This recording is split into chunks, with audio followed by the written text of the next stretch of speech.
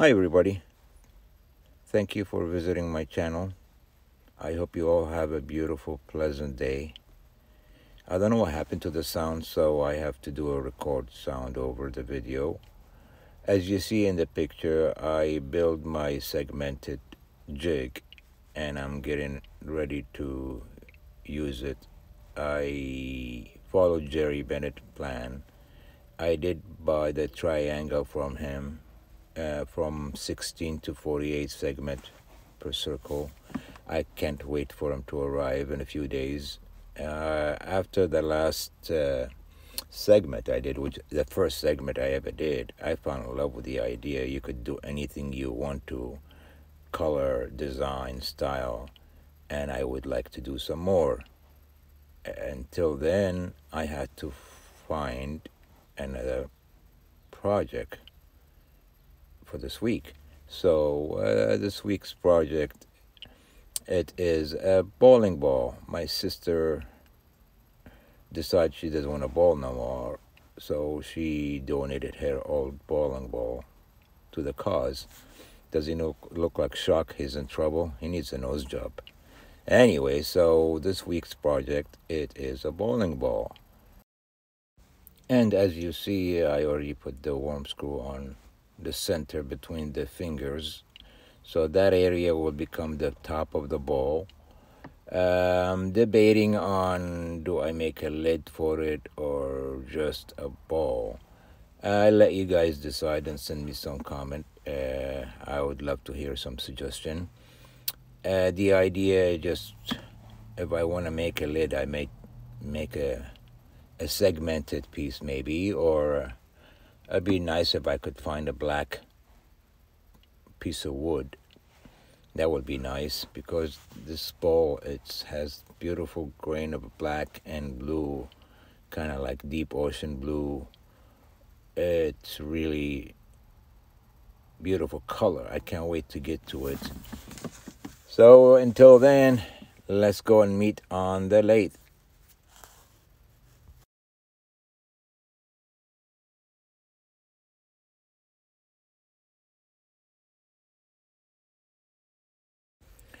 As you see, I got it mounted on the lathe. Runs true. I already started it earlier, and I realized I could go up to 700, so that's what I'm gonna run. I just have to get rid of all these scratches and the label, the bowling ball label. I don't even know what that hole is. I think that's why they fill up that gypsum or that stuff inside the bowling ball. That's how they make it. As you see, this thing really has a nice shine. But I do have to get rid of all that scratches, definitely deep scratches on there. So like I said, it's running 700, it's running true. So I'm gonna start getting my carbine tip and try to clean up all the scratches and get rid of everything without changing the bowling ball shape. I kind of like the idea of having the shape the way it is.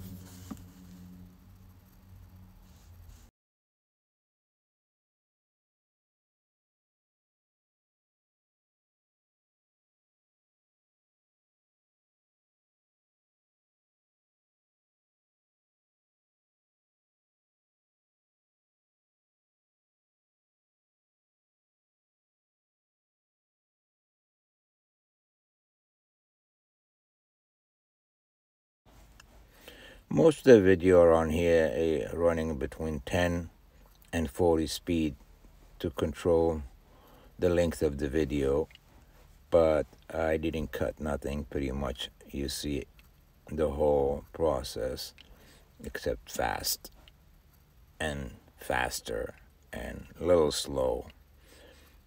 I stopped quite a bit here because I kept checking up the bowling ball for if I removed all the scratches or not. I noticed the more I do, the more I noticed. And here I'm getting the bottom flattened for the chuck.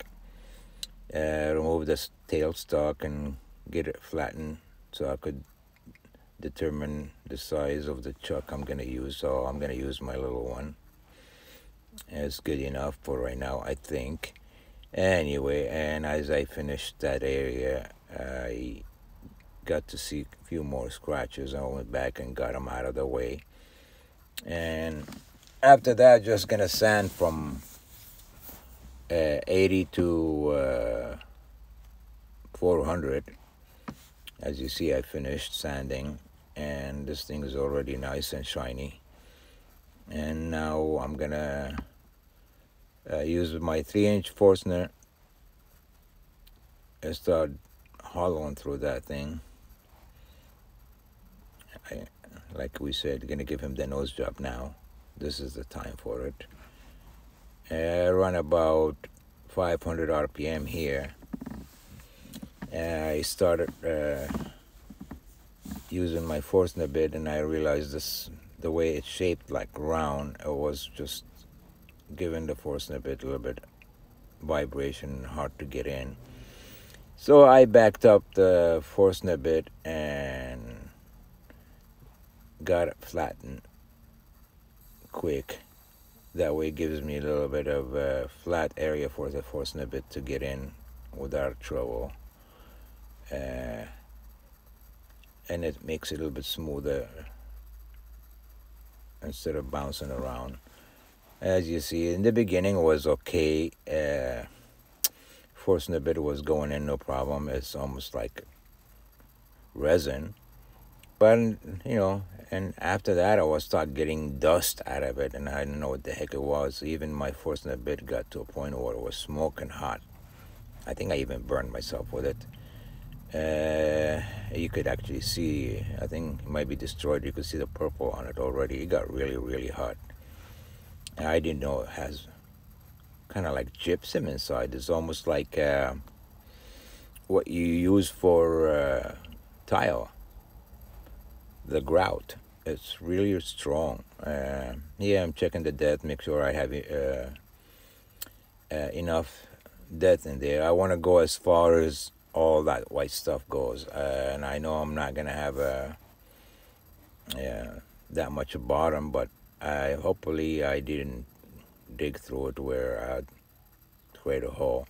So I had a little bit more to go, and as you see, it is the end of it here.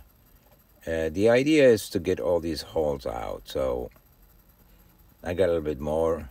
And like I said, by that time, my Forstner bit was getting super hot or smoking. So here, the idea to get that flat surface, get rid of all the holes, and get a space where I don't get caught in these holes. As you see, wait for it.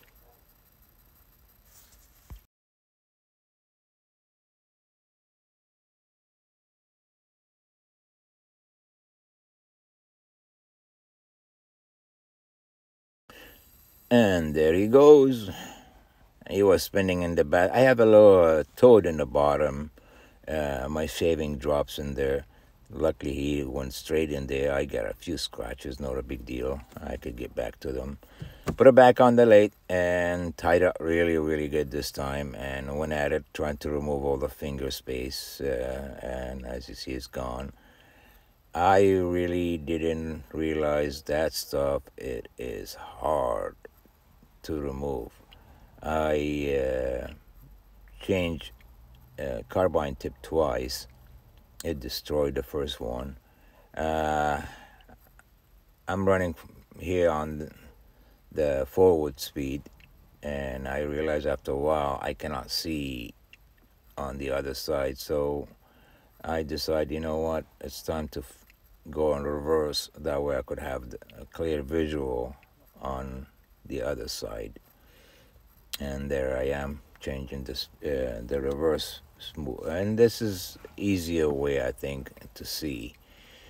And that thing really took a while to hollow. It just, you have to stop constantly and vacuum all that dust out. It just kind of like having a sandbag inside here, there, that bowling ball. It just sat there, and it was, you could see from the video, it's not clear. So all the dust in the air. Thank God I was wearing a mask, and facial, and that would be terrible to breathe that stuff. But slowly and surely got into the bottom, and I got to see, after the white stuff was gone, I get to see the resin part of it. And luckily it was the same color and style as the outside. So as I removed from beginning into all the way to the bottom, I had a little hard time getting to the bottom. It was hard, and a couple catch here and there, but it got there. You could see because there's no more dust in the air. Even the video is sharper now. And then still, because I was just a little bit left in the bottom, and I was debating between keep it or take it, I decided no, I'm gonna take it all the way to the bottom. So time to sand from 800, from 80 to 800, and do some wet sanding from 1,000 to 3,000. And I realized when I finished, there was a lot of streaks, and I couldn't get rid of the streaks, no matter what I did. So I remember I did my headlight a while ago, and I used McGuire. It's I believe it's called Polish X, and this thing really turned my headlight like a brand new. So I decided, you know what, I'm gonna use that. I put a little bit on the sponge, and I used my a drill. This thing has a 3,000 RPM on it. No, I believe 6,000 RPM on it. So I wiped a little bit on it first, and then it got to a point I picked up a speed. I did a 2-coat outside, 2-coat inside. You could see already this thing is shining like a brand new ball, inside, outside. And of course I'll be shine juice after that.